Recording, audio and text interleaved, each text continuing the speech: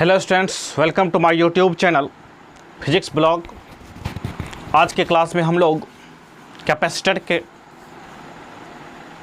नए video lecture के साथ आए हैं जो कि इलेक्ट्रोस्टैटिक पोटेंशियल एंड कैपेसिटेंस के अंतर्गत पढ़ रहे हैं। पिछले वीडियो लेक्चर में हम लोगों ने कैपेसिटर का इंट्रोडक्शन पढ़ा था, कैपेसिटर पढ़ा था और कैपेसिटेंस पढ़ा था। कैपेसिटेंस जिसको C से लिखा जाता है, C = Q/V, और C जो क्या है, कैपेसिटेंस ऑफ द कैपेसिटर है। और यह क्या करता है, डिपेंड करता है कॉन्फ़िगरेशन पे। कैपेसिटर का कॉन्फ़िगरेशन कैसा है उस पर करता है डिपेंड, और दूसरी बात परमिटिविटी ऑफ द मीडियम पे करता है। और ये तमाम चीज़ें, और कैपेसिटर क्या होता है और कैपेसिटर का यूनिट क्या होता है और कैपेसिटर से रिलेटेड जितने भी बातें थी पिछले क्लास में हम लोगों ने किया था। अगर आपने पिछला वीडियो लेक्चर नहीं देखा है आप उसे YouTube पे देख लीजिए, और अगर पिछला वीडियो लेक्चर आप देख करके आए हैं तो आपको ये वीडियो लेक्चर आसानी से समझ में आएगा। पिछले वीडियो लेक्चर हम लोगों ने कैपेसिटर के बारे में अच्छी तरह से बात की है, और Q और V कैसे आया, ये सारी बातें हम लोगों ने कैपेसिटर के बारे में किया है। कैपेसिटर पे नेट चार्ज कितना होता है, पोटेंशियल कितना होता है, ये सारी चीज़ें। तो आज के वीडियो लेक्चर में हम जो टॉपिक डिस्कस करेंगे वो टॉपिक है टाइप्स ऑफ कैपेसिटर की। आज जो वीडियो हमारा होगा वो टाइप्स ऑफ कैपेसिटर पे होगा। पिछले वीडियो लेक्चर्स को आप लोग देख करके इस वीडियो लेक्चर पे आवें तो ज़्यादा बेटर होगा आप लोगों के लिए। आज हम लोग टाइप्स ऑफ कैपेसिटर की बात करेंगे। तो टाइप्स ऑफ कैपेसिटर में आप पढ़िएगा spherical capacitor, spherical plate capacitor कह सकते हैं या फिर स्फेरिकल कैपेसिटर कह सकते हैं। दूसरा आप पढ़िएगा पैरेलल प्लेट कैपेसिटर।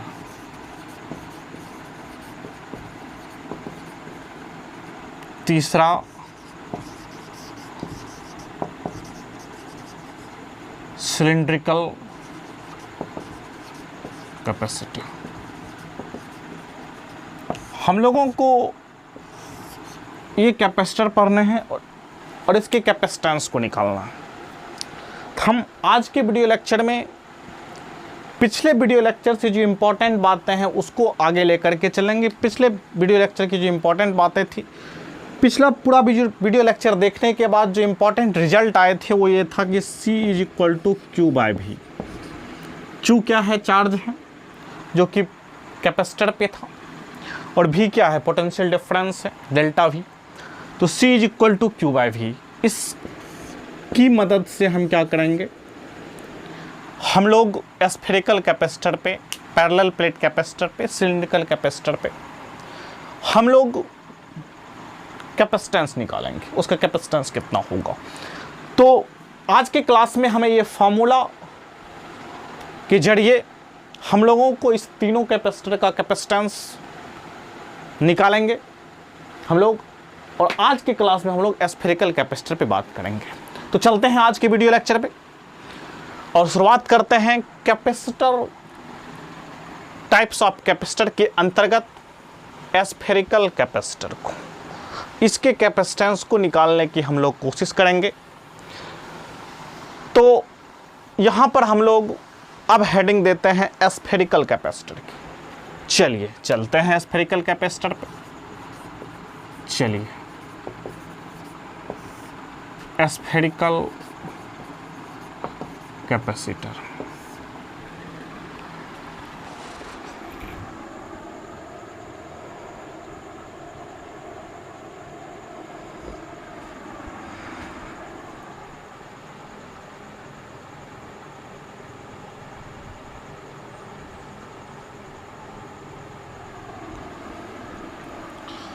चलिए हम लोगों ने देख लिया, व्यू क्लियर है।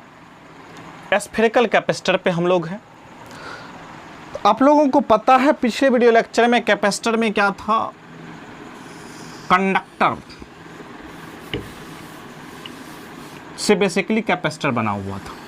सपोज कीजिए स्फेरिकल कंडक्टर है ये,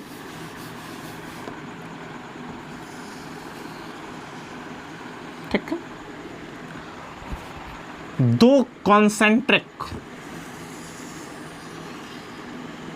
कॉन्सेंट्रिक का मतलब जिसका दोनों का सेंटर क्या है, सेम है। और दो कॉन्सेंट्रिक स्फेरिकल कंडक्टर है, जिसमें एक का रेडियस को हम लोग मान लेते हैं कि R1 है, ठीक है, और दूसरे के रेडियस को हम लोग मान लेते हैं कि R2 है। ये इसका सेंटर है, ठीक है। आपको पता है कि कैपेसिटर में चार्जेस, कंडक्टर है तो उस पे चार्ज होंगे। कैपेसिटर चार्जेबल कंडक्टर होता है, तो एक पर क्या होता है, पॉजिटिव चार्ज। इस पर हमने पॉजिटिव चार्ज रख दिया, इस पर नेगेटिव चार्ज रख दिया। ये चीज़ है जो कि हम लोग पिछले वीडियो लेक्चर में डिस्कस कर चुके हैं। और इसका पोटेंशियल हम लोग क्या है, V प्लस, और इसका पोटेंशियल V माइनस। यहाँ तक में आप लोगों को कोई दिक्कत नहीं, दोनों को एक साथ ही लिख लेते हैं। तो ये चीज़ है।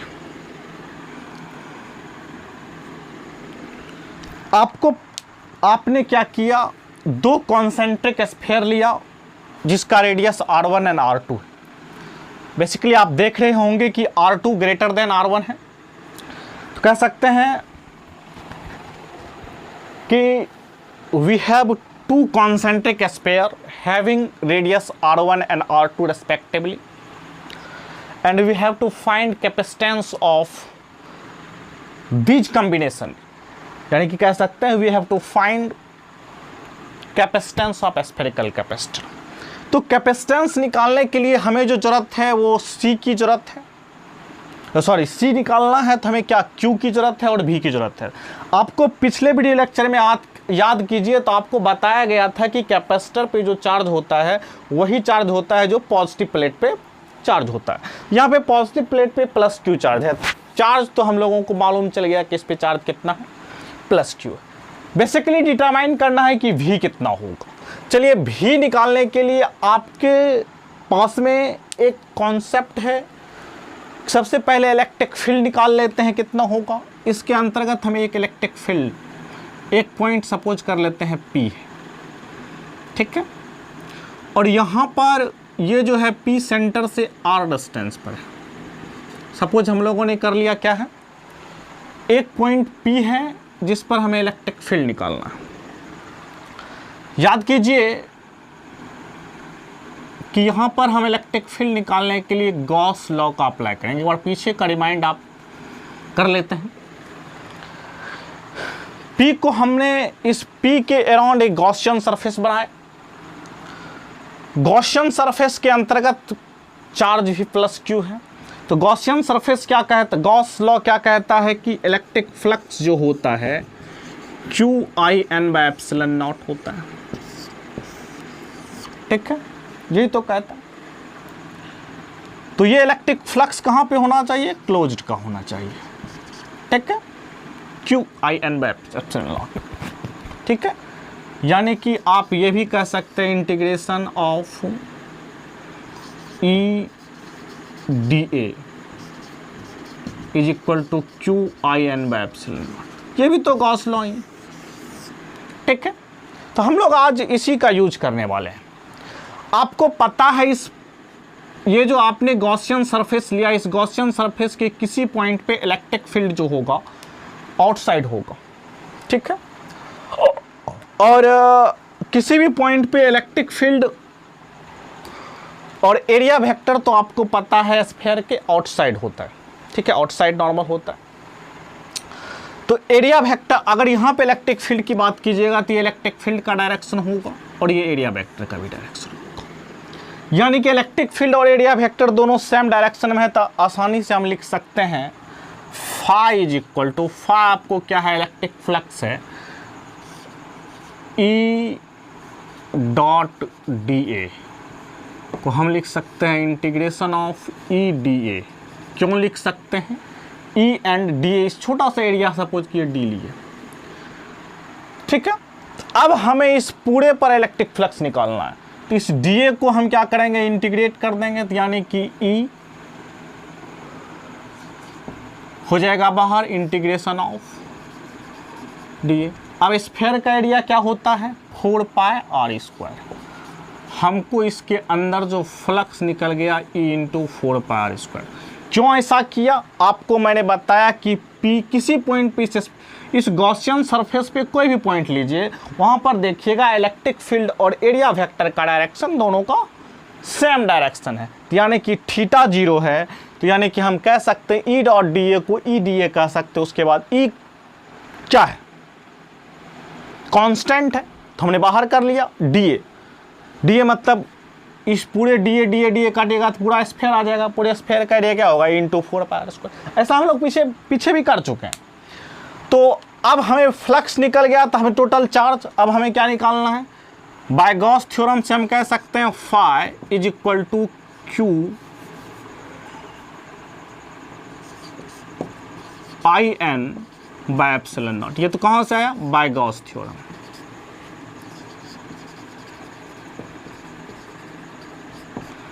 अब फाई कितना है? E into 4πr²। रेडियस आपने R लिया है, छोटी r। Q टोटल चार्ज उसके अंदर कितना है? आप देख रहे होंगे इस गॉसियन सरफेस के अंदर कितना चार्ज है? Q चार्ज है बाय एप्सिलॉन नॉट। यानी कि यहाँ से इलेक्ट्रिक फील्ड की वैल्यू आ जाएगी Q बाय 4πε0r²। आपने पीछे भी ये चीज़ निकाला हुआ है, लेकिन हम लोग आज फिर से निकाल लेंगे। अब आपको एक और चीज़ पता है, इलेक्ट्रिक हमें क्या निकालना है? चार्ज तो हमें पता है, हमें कैपेसिटेंस निकालना है, चार्ज पता है, इलेक्ट्रिक फील्ड हमने निकाल लिया। अब आपको पता है relation between electric field and potential. आपको क्या पता है? चलिए इसको मिटा दें।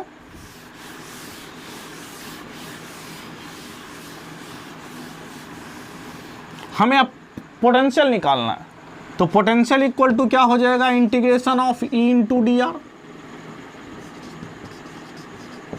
क्या relation between electric field and potential?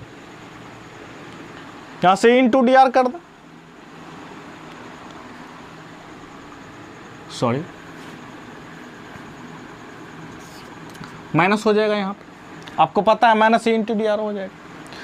तो यहां से E और डी आर का भी क्या डायरेक्शन क्या होगा? सेम होगा। यानी कि हम क्या कह सकते हैं? E minus E D R. कोई दिक्कत? अब यहां से बाय रिलेशन बिटवीन, यहां लिख सकते हैं by relation between E and V। आप समझ गए होंगे इलेक्ट्रिक फील्ड एंड पोटेंशियल की बात हम लोग कर रहे हैं। यानी कि यहां से लिख सकते हैं minus of E D R. कोई दिक्कत? यहां से हम कह सकते हैं E हमको पता है Q बाय 4πε0r²। ठीक है, और हमें क्या करना है? D R. कहां से कहां तक इंटीग्रेट कर दें? R2 से R1 तक। कोई दिक्कत? कहां तक? R2 से R1 तक कर देंगे इंटीग्रेट। तो यहां से हमारा क्या आ जाएगा? यहां से देखिए आ जाएगा क्या? ये देखिए माइनस तो बाहर है, कांस्टेंट टर्म Q बाय 4πε0 भी बाहर हो जाएगा, आपको पता है। अब 1/r² का इंटीग्रेशन क्या होता है? -1/r होता है। पहले भी हम लोग कर चुके हैं। इंटीग्रेट कहाँ से कहाँ तक करना है? R2 से R1 तक। ध्यान रखिए R2 से R1 तक हमने पोटेंशियल निकाला है, यानी कि VR1, यानी कि इस छोटा वाला स्फीयर। तो यहाँ से हमारा आ गया -Q बाय 4πε0। इस माइनस को भी बाहर कर लीजिए, यहाँ से हो जाएगा Q बाय 4πε0। एक बार आप रखिएगा अपर लिमिट, एक बार रखिएगा लोअर लिमिट। ये हमारा क्या आ गया? V आ गया। इसलिए आप कह सकते हैं V is equal to Q by 4πε0। ये V दरअसल नहीं आया, क्या आया आपको पता है? डेल्टा V आया। ठीक है, आपने R2 से R1 आया, ठीक है, यानी कि डेल्टा V आया, VR1 मतलब इसका पोटेंशियल माइनस VR2। इसको हमने डेल्टा V लिखे या शॉर्ट में V लिखे। तो ये हमें पता चल गया। ठीक है, Q/4πε0 1/r1 - 1/r2। आपको पता है गॉस लॉ का भी प्रयोग आप पिछले वीडियो लेक्चर में किए हैं, relation between electric field and potential भी आप लोगों ने जाना है। मैंने उसी का सारा कॉन्सेप्ट का हम लोगों ने यूज किया है और उसके बाद से यहाँ पे तो ये चीज़ें यहाँ पे हो गई।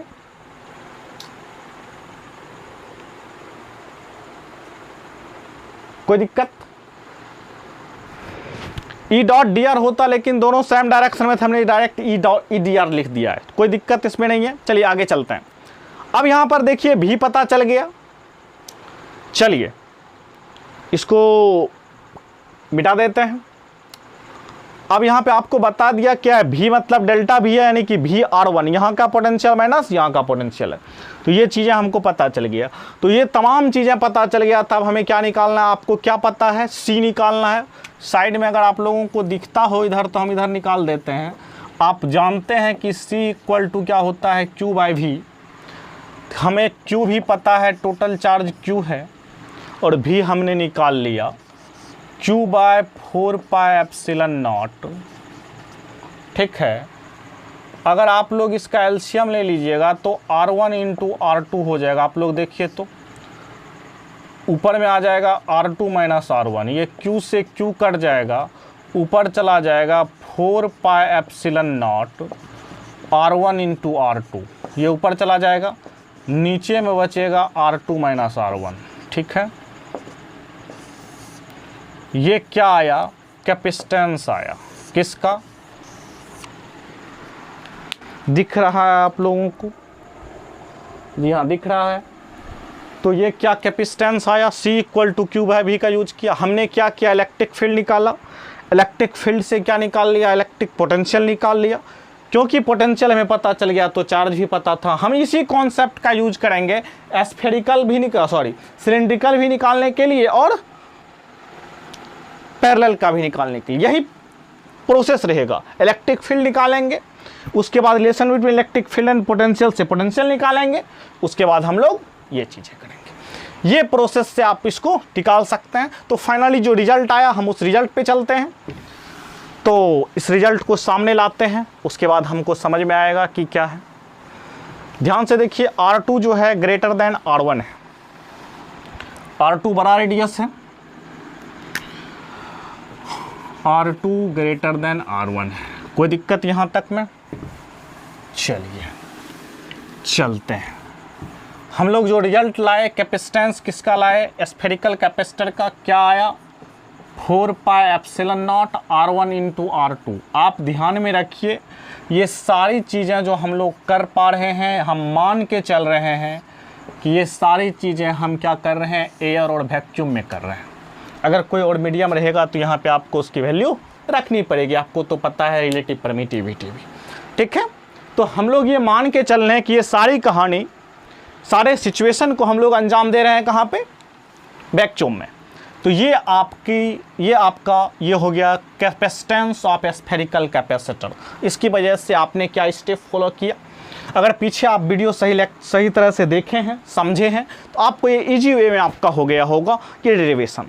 फिलहाल एक और एजम्पशन की तरफ चलते हैं। सपोज कीजिए कि ये एक स्फेरिकल कंडक्टर है, ये तो कैपेसिटर है, कैपेसिटर भी कंडक्टर से ही बना हुआ है। सपोज कीजिए कि R2 जो है टेंड्स टू इन्फिनिटी है, सॉरी ऐसा कीजिए, बार बार दिक्कत हो रहा है। ठीक है, R2 टेंड्स टू इन्फिनिटी कर देते हैं, यानी कि ये स्फेयर जो है, बड़ा वाला स्फेयर, वो इन्फिनिटी पे, यानी कि एक सिंगल स्फेयर मात्र। ठीक है, कोई दिक्कत? R2 क्या है, इन्फिनिटी पे। हम लोग एक रिजल्ट पे चलते हैं। R2 इन्फिनिटी पे है, तो आपको पता है कि R2 अगर इन्फिनिटी पे है तो ये स्फेयर इन्फिनिटी पे, यानी कि -Q चार्ज वाला जो स्फेयर है वो इन्फिनिटी पे। तो R2 - R1 को हम क्या लिख सकते हैं, इन्फिनिटी के सामने इसका कोई वैल्यू नहीं, R2 - R1 को R2 लिख सकते हैं। क्योंकि ये बहुत बड़ा है, बहुत बड़ा में ये छोटा सा टर्म घटाएंगे तो क्या फ़र्क पड़ेगा, इन्फिनिटी में से कुछ भी घटाइएगा आप तो रिजल्ट इन्फिनिटी ही आएगा। तो यानी कि हम कह सकते हैं इफ़ R2 इन्फिनिटी, तो हम कह सकते हैं C is equal to 4 pi epsilon nought R1 into R2 upon R2। इसके बदले में R2 ही हम लिख सकते हैं, this and this cancel, C equal to 4 pi epsilon nought R1। ये क्या आया आपको पता है? ये आया कैपेसिटेंस ऑफ स्फेरिकल कंडक्टर। आप देखिए ये इन्फिनिटी पे होगा, इन्फिनिटी पे ये होगा, ध्यान से मेरी बात को समझिए, ये इन्फिनिटी पे होगा तो यहाँ पर एक ही स्फेयर बचेंगे जिस पर पॉजिटिव चार्ज होगा और उसका रेडियस क्या होगा? R1 होगा। यानी कि कैपेसिटेंस निकला किसका? कैपेसिटेंस ऑफ स्फेरिकल कंडक्टर का। आपको पता है स्फेरिकल कंडक्टर का कैपेसिटेंस निकला, कोई दिक्कत? C equal to 4 pi epsilon nought R1, ये हमारा वैल्यू निकला कैपेसिटेंस ऑफ स्फेरिकल कंडक्टर का। कोई दिक्कत? ये देखिए ये कैपेसिटेंस जो स्फेरिकल कंडक्टर का है वह किस पे डिपेंड कर रहा है? R1, मतलब रेडियस ऑफ द कंडक्टर पे डिपेंड कर रहा है। Radius of the spherical conductor पे डिपेंड करता है। रेडियस स्फेरिकल कंडक्टर का जितना ज़्यादा होगा कैपेसिटेंस उतना ज़्यादा होगा। ये तमाम चीज़ें, हालांकि ये कैपेसिटर उतना ज़्यादा यूज नहीं होता क्योंकि आपको बहुत मतलब R1 आप बहुत बड़ा कीजिएगा तो आपको कैपेसिटेंस मिलेगा, ठीक है। तो इसके अंतर्गत जो होता है, चलिए आप इसको समझ गए होंगे। अब इसको समझते हैं कि इस कैपेसिटर का उतना ज़्यादा यूज क्यों नहीं होता है। देखिए आपको पता है कि कैपेसिटेंस का यूनिट फैराड होता है, पिछले वीडियो लेक्चर में आपने जाना। आप देखिएगा 1, आप यहाँ सॉल्व कीजिएगा तो 1 फैराड कैपेसिटेंस पाने के लिए R1 की वैल्यू काफ़ी ज़्यादा रखनी पड़ेगी, ठीक है, 1 फैराड। हालांकि 1 फैराड भी काफ़ी ज़्यादा बहुत बड़ी वैल्यू होती है, तो इसलिए हम उतना बड़ा रेडियस को लेना, उसको लेकर के स्फीयर खोजना, ये करना वो करना, तो ये बहुत एक क्या कह सकते कॉम्प्लिकेटेड है। तो इसलिए आगे जो कैपेसिटर पढ़ेंगे इसका ज़्यादा यूज होता है पैरेलल प्लेट कैपेसिटर का, जो कि अगले वीडियो लेक्चर में आएगा, जो कि ज़्यादा यूज होता है आपके सिलेबस में पैरेलल प्लेट कैपेसिटर ही है। फिलहाल आप जानने के लिए ये जान लीजिए कि स्फेरिकल कैपेसिटर का ये होता है, और स्फेरिकल कंडक्टर का मैंने आपको जो निकाला R2 को क्या माना? इन्फिनिटी पे है, तो यहाँ पे R2 माइनस R1 को टाइम्स करा दिया R2, तो ये 4 पाई एप्सिलॉन नॉट R1। यहाँ तक कोई दिक्कत? आप लोग इसको नोट डाउन कर लीजिए, हम थोड़ा सा मार्कर में इंक डाल देते थे। चलिए आप ऐसे भी सोच सकते हैं,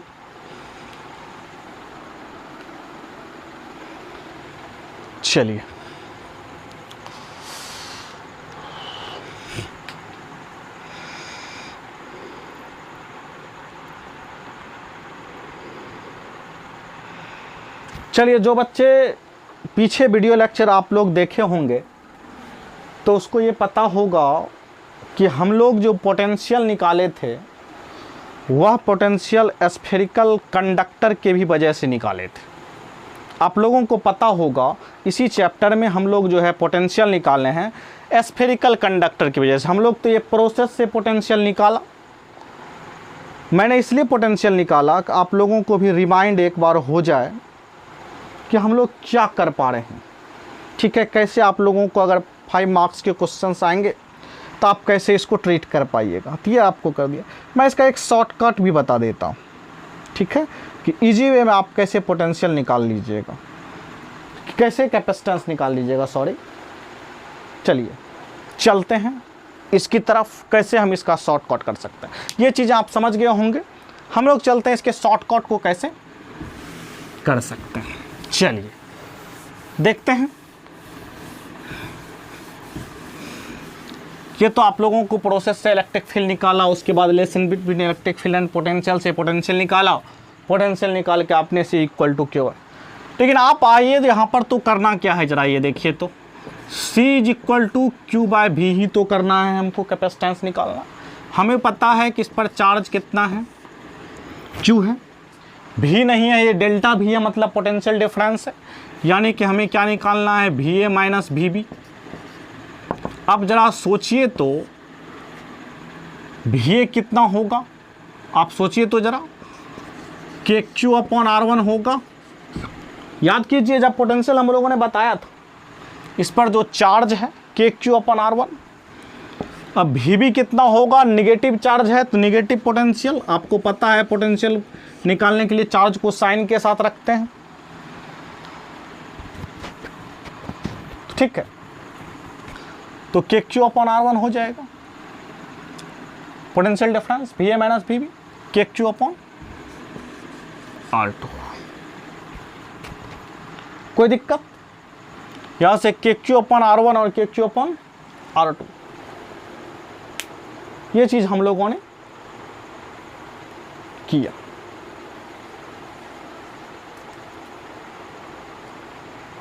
कोई दिक्कत?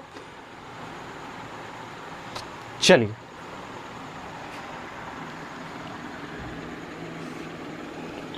यहां पे देखिए तो, अब वहां पे आप देखिए यहां पर, तो फिर से आप एलसीएम लीजिएगा तो ऊपर में आप सोचिए QR1 इंटू R2 चले जाएगा, नीचे में क्या बचेगा, K बचेगा, Q बचेगा, और आप एलसीएम लीजिएगा तो यहाँ बचेगा R2 माइनस R1, ठीक। Q से Q तो कट जाएगा, K की वैल्यू होती है 1/4πε0, तो K का वैल्यू 1/4πε0 रखिएगा तो 4π ऊपर चला जाएगा, यानी कि 4πε0 R1 into R2 upon R2 minus R1। यही तो कैपेसिटेंस आप लोगों ने निकाला था ना। क्या कोई दिक्कत?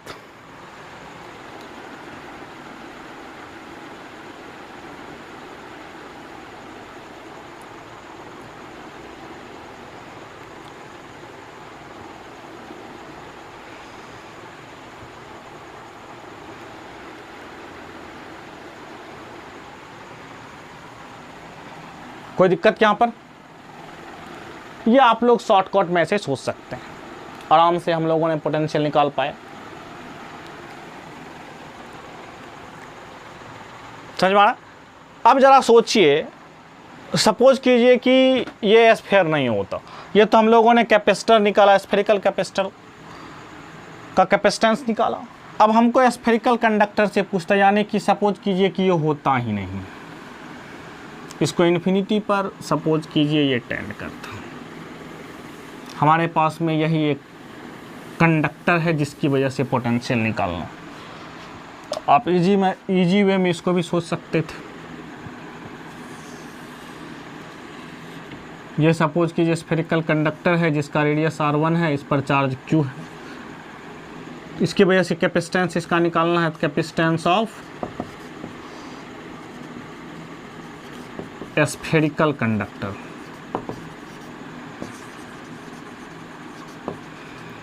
C = Q/V, चार्ज पता है, इसकी वजह से पोटेंशियल क्या हो जाएगा, KQ/R1। Q से Q काट दीजिए, यहाँ से हो जाएगा, R1 को ऊपर भेज दीजिएगा, इसके रेडियस को R1 काहे लेते हैं, अब R ले लीजिए, बार बार 1 काहे लिखिएगा, तो ये हो जाएगा KQ, ऊपर चला जाएगा R/K, हो जाएगा ना। K का वैल्यू आपको पता है 1/4πε0 होता है, इसलिए C = 4πε0, और यही चीज़ तो आपने निकाला था ना कि वहाँ पे रेडियस R1 था तो R1 लिया था हम लोगों ने। कोई दिक्कत? तो कैपेसिटेंस ऑफ स्फेरिकल कंडक्टर, आप सपोज स्फेरिकल कंडक्टर की वजह से कैपेसिटेंस कितना होता है, C = 4πε0 R होता है, और स्फेरिकल कैपेसिटर का वैल्यू क्या होता है, 4πε0 R1 into R2 upon R2 minus R1। आपको इस तरह से भी शॉर्टकट में हम लोगों ने बता दिया, कितना आसानी से आप निकाल सकते हैं। हालांकि एग्ज़ाम में आपको आए मार्क्स, देखिए कितना मार्क्स का है। हालांकि आपको मैंने शॉर्टकट बताया, एग्ज़ाम में आप आसान ईजी वे में, मतलब जब आपको कहीं याद ना रहे इसका फॉर्मूला तो आप आराम से ईजी वे में कर सकते हैं। लेकिन जब आपको एग्ज़ाम में आए तो आप थोड़ा सा लैंग्वेज लिख करके उसके बाद आप थोड़ा सा एलेबरेट करके, आप जैसे हम लोगों ने ड्राइव किया वैसे आप कीजिएगा। हालांकि ये आपके सिलेबस में नहीं है, तो कल के वीडियो लेक्चर में हम लोग लेकर के आएंगे पैरेलल प्लेट कैपेसिटर को, जिसके बारे में हम लोग जानेंगे। और कल पैरेलल प्लेट कैपेसिटर के बारे में हम लोग जानेंगे, उसको कैसे निकालेंगे, ये तमाम चीज़ें कल के वीडियो लेक्चर में होगा। कोई दिक्कत? तो आज की क्लास से हम लोगों ने जो 2 बातें सीखी, स्फेरिकल कैपेसिटर की वजह से कैपेसिटेंस हम लोगों ने सीखा। और सपोज कीजिएगा कि ये नेगेटिव चार्ज इन्फिनिटी पे है, या फिर स्फेरिकल कंडक्टर की वजह से पोटेंशियल की वैल्यू क्या थी, सॉरी कैपेसिटेंस की वैल्यू क्या थी, 4πε0r। ये 2 चीज़ें हम लोगों ने सीखा। और कैसे हम लोगों ने ड्राइव किया, आपने देखा। सबसे पहले इलेक्ट्रिक फील्ड निकाला, कहाँ से, by the help of Gauss law. उससे पहले इलेक्ट्रिक फ्लक्स निकाला, उसके बाद गॉस लॉ लगा कर इलेक्ट्रिक फील्ड निकाला। उसके बाद हम लोगों ने relation between electric field and potential से क्या निकाला, इलेक्ट्रिक पोटेंशियल निकाला। उसके बाद हम लोगों ने C = QV का प्रयोग किया, जहाँ से हम लोगों ने कैपेसिटेंस निकाला। ये तमाम चीज़ें को हम लोगों ने आज के वीडियो लेक्चर में किया। आप लोग इसको, उम्मीद है आप समझ गए होंगे। इसको आप रिवाइज कीजिए। कल हम पैरेलल प्लेट कैपेसिटर के साथ आते हैं। तब तक के लिए बेस्ट ऑफ लक।